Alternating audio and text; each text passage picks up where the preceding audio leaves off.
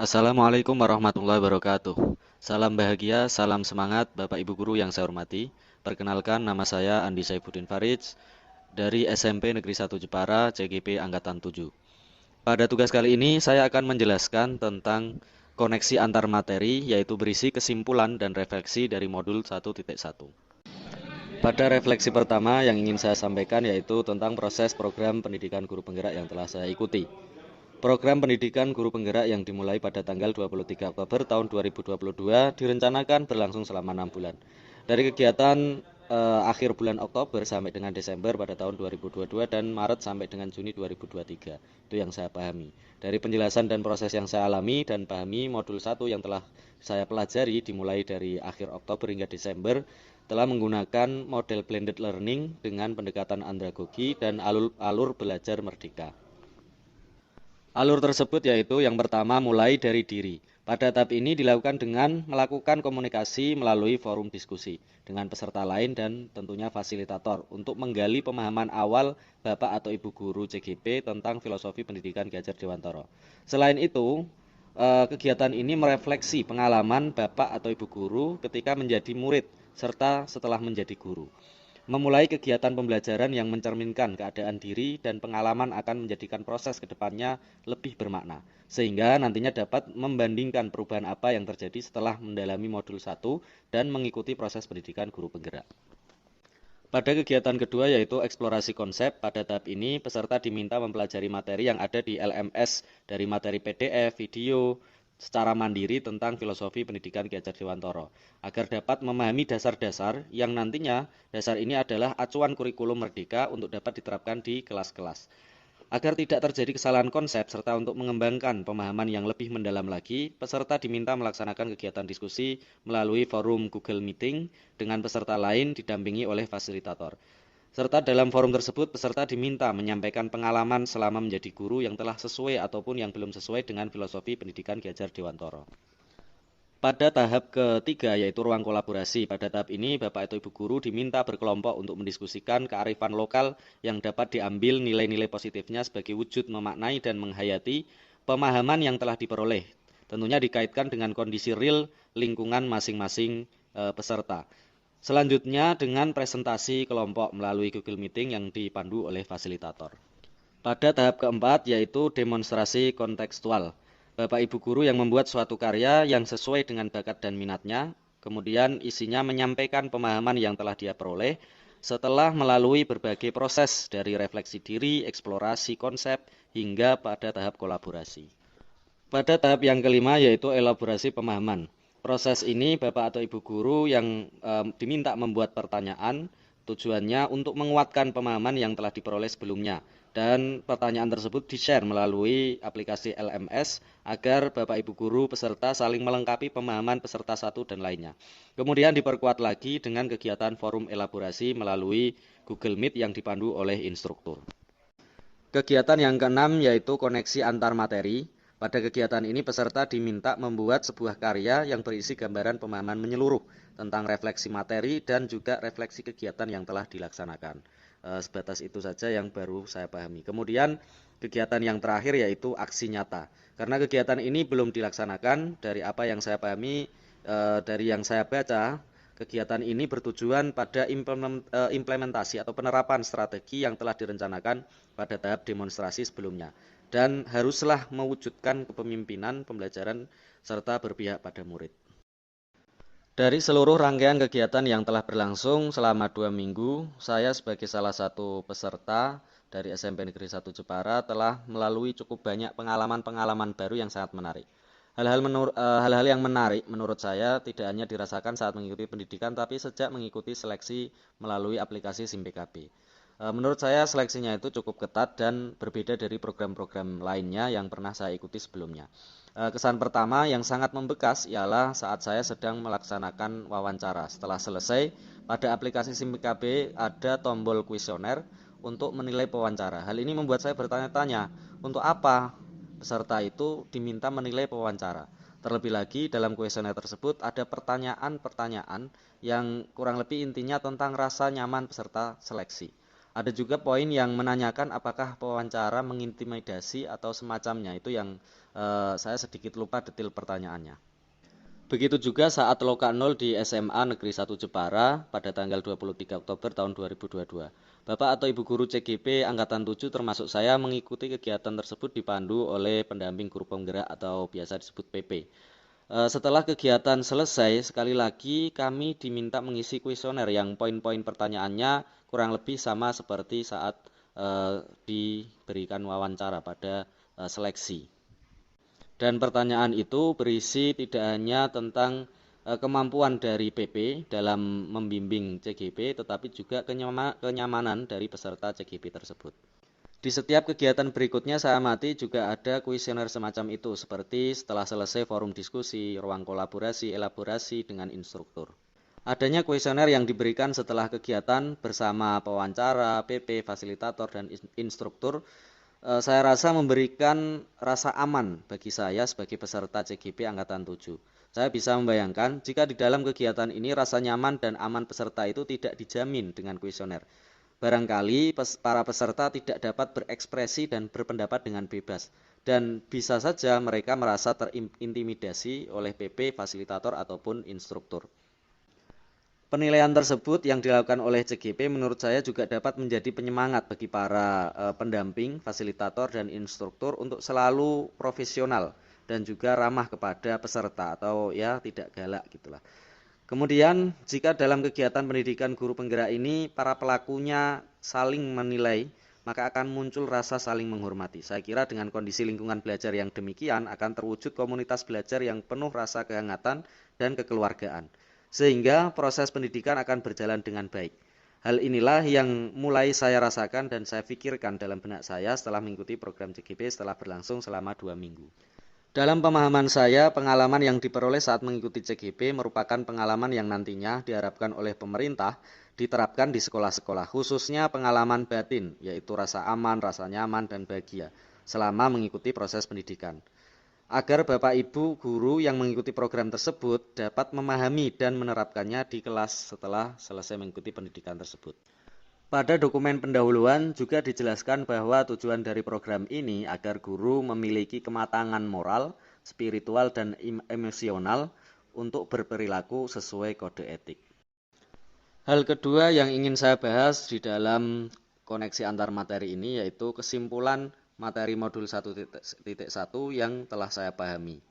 Yang pertama yaitu arti pendidikan tidak sama dengan pengajaran. Kita menganggap tugas kita sebagai guru hanya mengajar, maka kita perlu merubah pola pikir tersebut agar tujuan kita tidak dangkal dan hanya sebatas mentransfer ilmu. Karena pengajaran hanyalah bagian kecil dalam proses pendidikan. Tujuan pendidikan ialah mengantar peserta didik menjadi manusia mandiri, manusia yang merdeka dan bijaksana agar kelak mereka mencapai keselamatan dan kebahagiaan. Kesimpulan kedua yang dari pemahaman saya yaitu kita harusnya memilih alat pendidikan yang sesuai dengan filosofi Ki Hajar Dewantara, tentunya harus sejalan dengan tujuan pendidikan. Agar tujuan tersebut dapat tercapai, seorang guru harus memiliki mindset seperti yang telah diajarkan beliau, bahwa seorang guru memiliki pandangan pendidikan bebas atau merdeka. Guru dalam menjalankan perannya memberikan rasa aman dan nyaman bagi peserta didik, menanamkan nilai-nilai positif dan pendekatan yang positif pula. Hendaknya guru menghindari pendekatan punishment karena dapat mengarah pada keterpaksaan rasa takut dan hal-hal negatif yang ada di dalam hati dan pikiran seorang murid dalam menjalani pendidikan. Dalam mendidik, guru juga hendaknya tidak memaksakan tujuan kepada murid karena setiap individu memiliki kemampuan, memiliki karakternya masing-masing. Kesimpulan yang ketiga yaitu bahwa kita sebagai guru harus berorientasi pada murid. Salah satu kalimat beliau dalam Asas Taman Siswa ialah bebas dari segala ikatan dengan suci hati mendekati sang anak tidak untuk meminta suatu hak tetapi berhamba pada sang anak. Kalimat tersebut dapat dimaknai berorientasi pada murid dan memandang mereka dengan rasa hormat. Hal lain yang juga saya pelajari yaitu peran guru sebagai penuntun. Setiap siswa memiliki karakter yang sudah ada sejak lahir. Sifat yang dia bawa dari lahir masih samar dan tentunya setiap orang memiliki karakter baik dan buruk dalam dirinya. Tugas guru menuntun siswa agar karakter baik dipertebal dalam tanda kutip, dan karakter yang buruk dibiarkan tetap samar. Ki Hajar Dewantara menyebutnya sebagai sifat asli atau dasar jiwa atau tabiat yang telah ada dari lahir. Ki Hajar Dewantara meyakini bahwa setiap manusia memiliki sifat asli atau bawaan lahir atau tabiat baik dan buruk. Beliau mengajarkan pada kita bahwa dengan pendidikan nantinya manusia memiliki pengendalian diri untuk mengaburkan tabiat buruknya dan mempertebal atau menampakkan tabiat baiknya dalam kehidupan sehari-hari, agar mereka mencapai keselamatan dan kebahagiaan. Hal penting yang juga perlu saya untuk tekankan dan saya terapkan, yaitu pendidikan harus bersifat konsentris dan dinamis, yaitu pendidikan yang sesuai kodrat alam dan kodrat zaman. Pendidikan yang sesuai dengan kodrat alam artinya pendidikan itu mengikuti kondisi manusia dan lingkungan yang ada di sekitar murid, yaitu sesuai dengan kebudayaan yang ada di daerah tersebut. Dalam mendidik murid, kita harus menyesuaikan kondisi manusia dan kebudayaan mereka melalui kearifan lokal daerah tersebut. Karena di dalam tradisi masyarakat, biasanya kita dapat mengungkap watak atau sifat umum manusia yang ada di daerah tersebut. Kondisi lingkungan juga akan mempengaruhi keunikan watak dan sifat masyarakat yang ada di daerah. Kemudian nilai-nilai positif yang ada yang bisa diambil tersebut kemudian diperkuat dalam melaksanakan pendidikan di sekolah-sekolah. Tentunya hal ini diaplikasikan bersamaan dengan tetap saling menghormati dan menghargai perbedaan atau keunikan-keunikan tersebut atau memiliki sifat kebinekaan. Sedangkan sesuai kodrat zaman ialah pendidikan menyesuaikan dengan perkembangan zaman, perkembangan teknologi dan perkembangan ilmu pengetahuan yang bisa kita artikan juga bersifat dinamis. Dengan pendidikan yang selaras kodrat alam serta kodrat zaman, para murid dapat menjadi generasi penerus bangsa yang dapat menjawab tantangan di era revolusi industri 4.0 serta tetap menjaga tradisi dan kebudayaan Indonesia.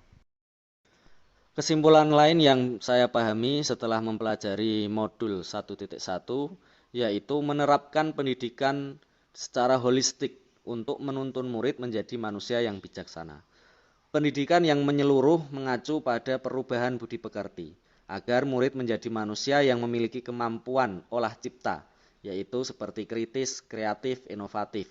Kemudian olah rasa, hati yang luhur, toleransi dan berjiwa sosial, rasa keimanan yang kuat terhadap Tuhan Yang Maha Esa. Kemudian olah karsa, motivasi kuat, pantang menyerah, mandiri dan lain-lain. Dan olahraga atau kegiatan praktik lainnya agar badannya menjadi sehat serta kinestetik yang baik. Sangat tepat jika dalam kegiatan di sekolah kita merencanakan atau menerapkan kegiatan seperti literasi untuk mengasah olah pikirnya, kegiatan-kegiatan religius dan kegiatan sosial untuk mengolah rasanya, kegiatan senam bersama untuk mengolah raganya, dan menerapkan komitmen-komitmen positif, motivasi dan nasihat yang baik dari guru untuk mengolah karsanya. Hal ketiga yang ingin saya sampaikan dalam video ini yaitu tentang refleksi pengetahuan dan pengalaman. Jadi dari pengalaman yang saya lakukan, ada beberapa hal yang mungkin belum sesuai atau ada yang sudah sesuai dengan filosofi pendidikan Ki Hajar Dewantara. Misalnya yang pertama adalah hukuman dan paksaan. Saya sebelum mengikuti program guru penggerak ini selalu menerapkan kesepakatan awal. Dari dulu sudah saya laksanakan di setiap kelas yang saya ampu. Tentunya masih ada dalam pelaksanaannya itu penguatan yang bersifat negatif, paksaan dan hukuman dalam kesepakatan tersebut. Misalnya kalau saya terlambat atau kalau ada siswa terlambat, maka saya akan menyanyi di depan kelas.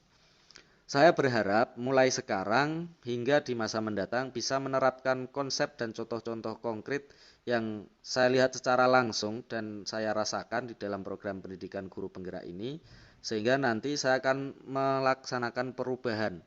Kemudian saya terapkan di dalam kelas untuk dikembangkan menjadi lebih baik lagi. Yang kedua yaitu melaksanakan pendidikan sesuai kodrat alam dan kodrat zaman.